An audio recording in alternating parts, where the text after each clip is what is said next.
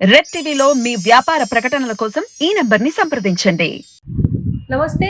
ప్రస్తుతం మనతో పాటు సీనియర్ జర్నలిస్ట్ జగదేవ్ గారు ఉన్నారు. ఆయనతో మాట్లాడదాం. నమస్తే సార్. నమస్తే సార్, ఇప్పుడు ఏపీ ప్రభుత్వం అమరావతి రైతు కూలీలకు ఇంకా రెట్టింపు చేస్తుంది, వాళ్ళకి ఇచ్చే పెన్షన్లలో రెట్టింపు చేస్తుంది. అంటే ఇదంతా సోషల్ మీడియాలో వైరల్ అవుతుంది. ఏంటంటే ఇదంతా ఒక స్ట్రాటజీ. ఇప్పుడు ఎలక్షన్స్ వస్తున్నాయి, ఒక్కొక్కటి ఇప్పుడు అందిస్తున్నారు. ఎంతవరకు కరెక్ట్ అని చెప్పేసి అంటున్నారు. మీరేమంటారు? వైఎస్ఆర్ ప్రభుత్వం వచ్చిన తర్వాత, వైఎస్ఆర్ కాంగ్రెస్ పార్టీ ప్రభుత్వం వచ్చిన తర్వాత మొట్టమొదటి దెబ్బ తగిలిందే అమరావతి రైతు కూలీలకి, నా అభిప్రాయం ప్రకారం.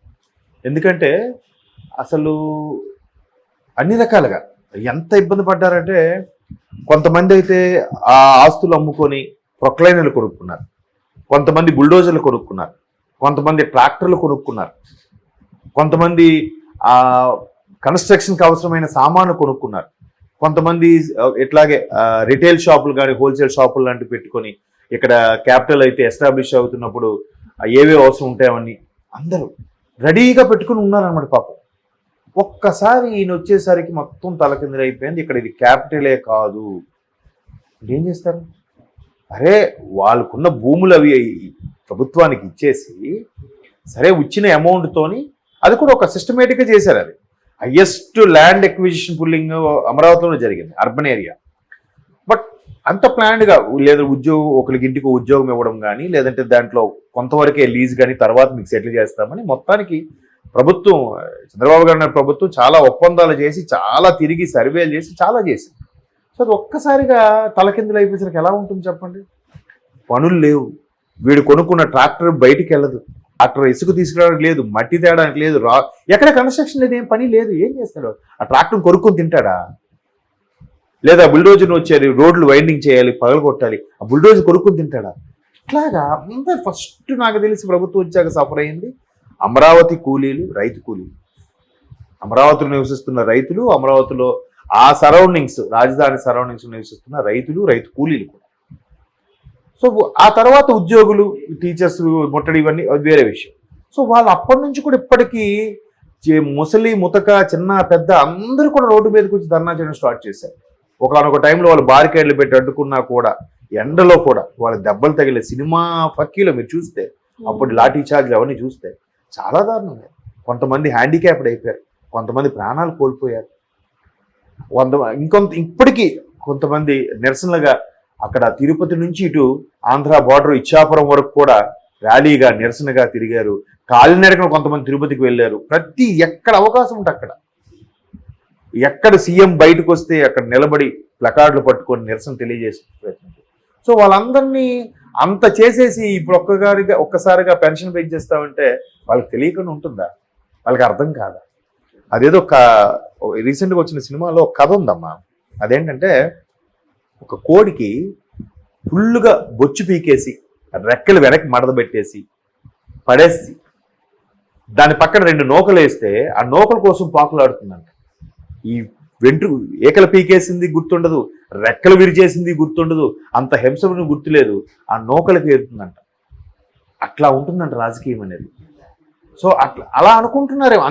అన్ని వేళల్లో పాచిక పారదు కదా. అట్లా అంత ఇబ్బంది పడిన తర్వాత ఎవ్వరు ఇన్ కేసు ఏ ఒక్కరిని కదిలించినా ప్రభుత్వ వ్యతిరేకత ఉంది, కాదనట్లేదు.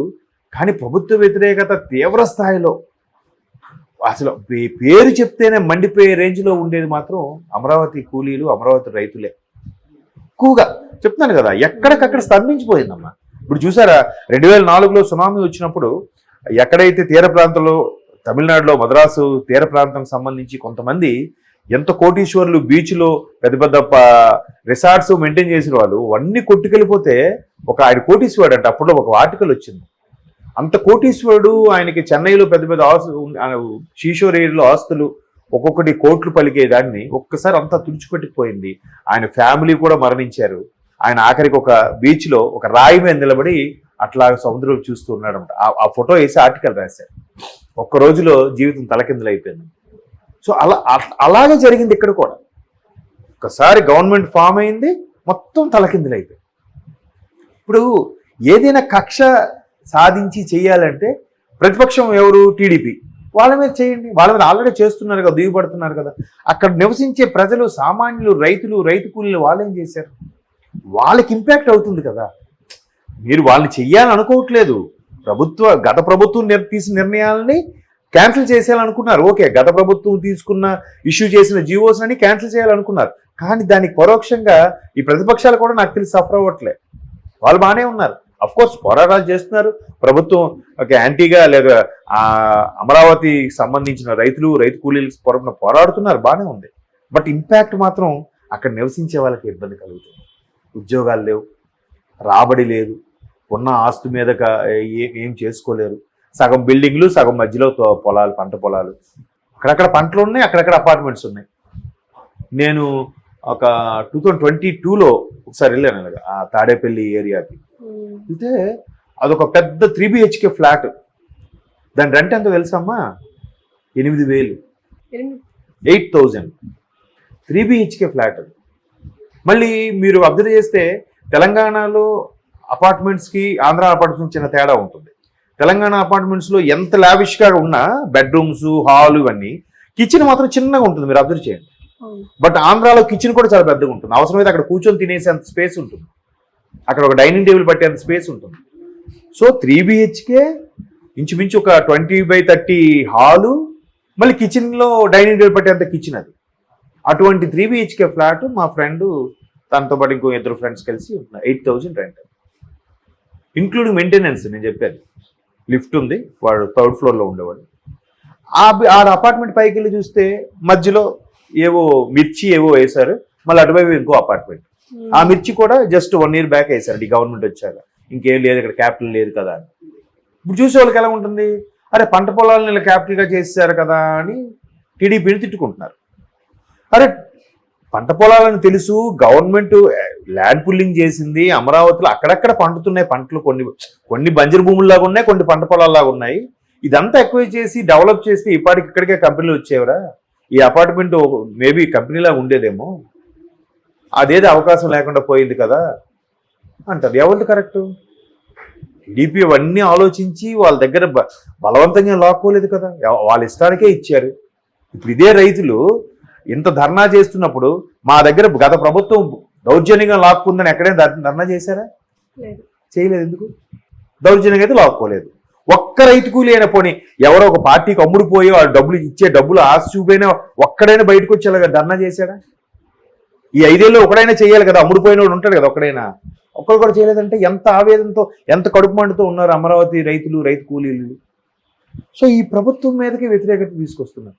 సో అవన్నీ ఇన్ని అష్టకష్టాలు, ఈ సమస్యలు, ఇబ్బందులు, వాళ్ళు చేసే పోరాటము, వాళ్ళ తిండి తెప్పలు, ఉద్యోగాలు అన్నీ మానుకొని ఇవన్నీ చేస్తే వాళ్ళకి సింపుల్గా పెన్షన్తో సరిపెడతా ఉంటే ఏముందండి? చిల్లర వేస్తున్నట్టే కదా. పైగా ఎంత ఇస్తామంటున్నారు? యాక్చువల్గా 2,750 3,000 చేశారు. 3,000 ఇప్పుడు 5,000 చేస్తామంటున్నారు. ఫస్ట్ 2,000, 2,250, 2,500, 2,750, 3,000. ఐదో సంవత్సరం 3,000 ముందే చెప్పారు పెంచుతామని.